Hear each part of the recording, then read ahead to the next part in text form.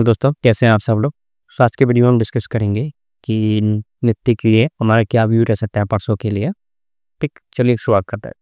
सो अभी अगर हम देखा जाए तो आज निफ्टी बिल्कुल फ्लैट क्लोज हुआ है। ठीक है, निफ्टी, बैंक निफ्टी, सेंसेक्स सब आज फ्लैट क्लोज हुए हैं ऑलमोस्ट। ठीक है, आप जो हम देख सकते हैं कि कहीं नहीं माना पड़ गया है। ठीक है, और अगर मैं यूएस में डाउ जोन्स का देखूं तो यहाँ पे एक अच्छी खरीदारी हमें देखने को मिल रही है। डाउ जोन्स में हम देखो ऑलमोस्ट 1% के आसपास आ गया। ठीक है, 300 पॉइंट्स का हमें दिख रहा है उछाल यहाँ पे। ठीक है, सिमिलरली S&P 500 में देखें 0.5% का यहाँ पे उछाल दिख रहा है एंड नेस्डैक। ठीक है, सो यूएस के मार्केट में तो एक अच्छी खासी हमें खरीदारी देखने को मिल रही है। ठीक है, लेकिन हम जो है ना कुछ दिन से, मैं सबसे पहले निफ्टी के चार्ट पे चलता हूँ। अगर हम देखें ना डेली के कैलेंडर को, सॉरी डेली चार्ट को, उससे हम कुछ दिन से ना इस रेंज में फंस गए 23,800 से लेके 24,400। ठीक है, मार्केट ना ऊपर जा रहा है ना नीचे जा रहा है। ठीक है, अभी ये जो एक प्रॉब्लम, ये मार्केट ना फंसा हुआ है स्टेज में। अगर मैं आपको यहाँ पर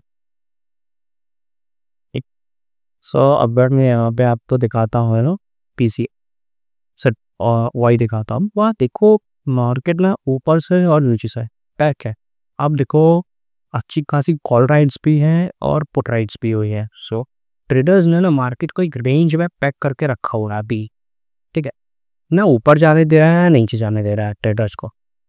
सो एक ये प्रॉब्लम चल रही है कि अगर हम देखा जाए ना एफ की और डी एक्टिविटी, तो एफ ना खरीद रहे हैं। अगर आप देखो इस मंथ में मैं आपको देखता हूँ 15 अप्रैल से उन्होंने खरीदारी चालू की है, वो कॉन्स्टेंटली खरीदे।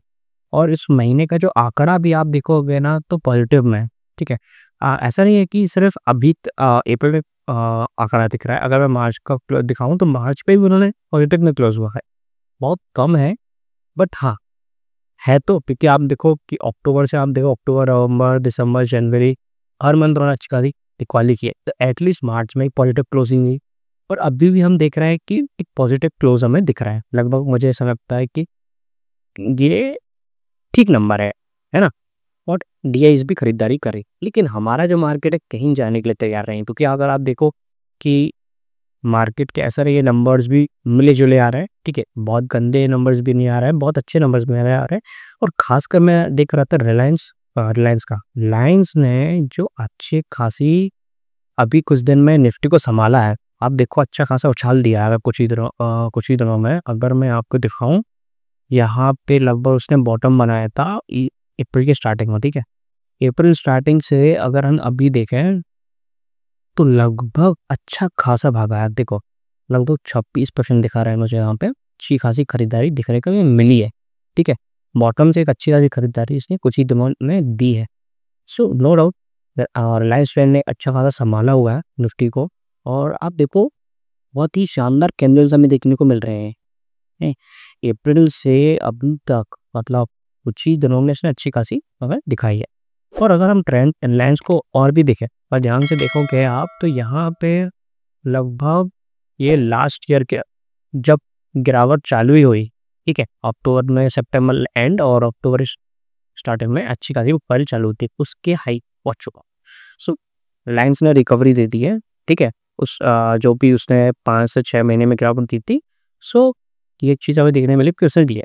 और यही हम देख रहे हैं कि अच्छा खासा सपोर्ट दे रहा है निफ्टी को रिलायंस एक बहुत अच्छा संभाल रहा है, उसके रिजल्ट भी बहुत अच्छे आए।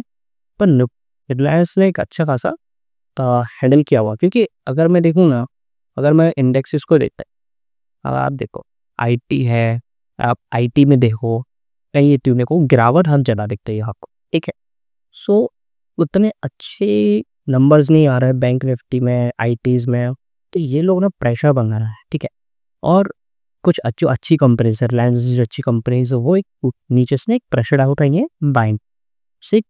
मार्केट एक रेंज में फंस गया कुछ दिनों से, और इस रेंज को मार्केट नहीं तोड़ पा रहा है।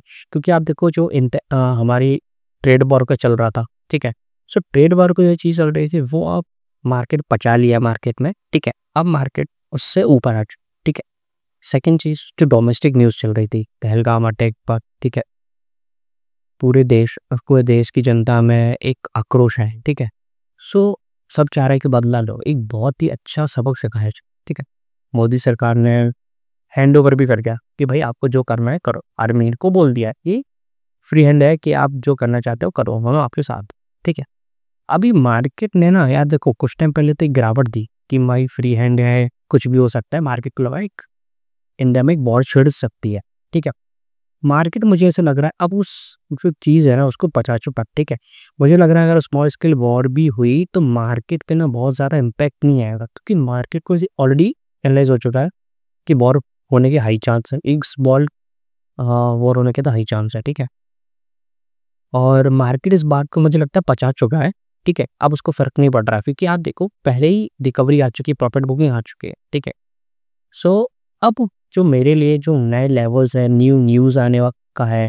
सो अभी मार्केट में ऐसा कुछ न्यूज़ नहीं है कि जो मार्केट को एक रिवर्सल के लिए गए। ठीक है, या फिर एक लॉन्ग लगाने के लिए गए, तो मार्केट मुझे लग रहा है कुछ टाइम और इस रेंज में ही डिप करेगा और फिर ऊपर आए, डिप आएगा फिर ऊपर जाएगा, फिर ऊपर जाएगा फिर नीचे आएगा। मुझे लगता है कुछ टाइम तक इसी रेंज में रहेगा। ठीक है, जब तक एक अच्छा कुछ मार्केट को नहीं मिल रहा है। ठीक है, सो मेरे लिए जो अभी ट्रेडिंग की स्ट्रेटेजी है वो सिंपल है स्ट्रेटेजी। मैं 15 मिनट का चार्ट पकड़ने रखता हूँ। सो मेरे लिए जो स्ट्रेटेजी है निफ्टी की वो ये है कि जब तक 23,800 के ऊपर, ठीक है, 23,800 का लेवल आता है, मैं एक लॉन्ग लेने की कोशिश करूंगा। मेरे लिए जो टारगेट होगा 24,400, ये जो रेंज है ना 600 पाउंड की, ये मेरे लिए ट्रेडिंग रेंज है। मार्केट जब तक उस रेंज को नहीं तोड़े, एक मिनिमम 15 मिनट्स की कैंडल नहीं बनाऊंगा, तब तक मैं अगेंस्ट द मार्केट जाने की कोशिश नहीं करूँगा। सिंपल रखूँगा अपनी स्ट्रेटेजी को, बाय एंड डिप्स, एंड ऊपर जाता है तो बेच दो। ठीक है, तो ये मेरी स्ट्रेटेजी सिंपल रहेगी। अगर देखो ये मुझे नहीं पता लगता ये रेंज जो टूटेगी ना, ये रेंज टूटेगी गैप अप से, एक गैप डाउन से रेंज टूटेगी। ठीक है, हम मुझे ऐसा लग रहा है अगर ये टूटेगी तो हाँ ये जरूर है कि जब भी ये रेंज टूटेगी बहुत ही शानदार रन देगा।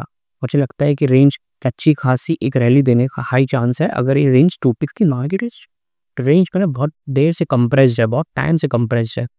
ठीक है, सो अगर 24,400 का लेवल टूटता है तो मेरे लिए जो सबसे इम्पोर्टेंट मेरा जो फर्स्ट टारगेट होगा, ठीक है, मेरे लिए जो सबसे होगा टारगेट 24,600 टारगेट होगा सबसे पहला, और उसके बाद सीधा मेरे पास जो 24,800 का टारगेट होगा, एंड फिर होगा 25 से। ठीक है, ये मेरे पास सबसे बड़े लेवल्स हो रहे हैं अगर ये मार्केट रेंज 24,400 को तोड़ता है।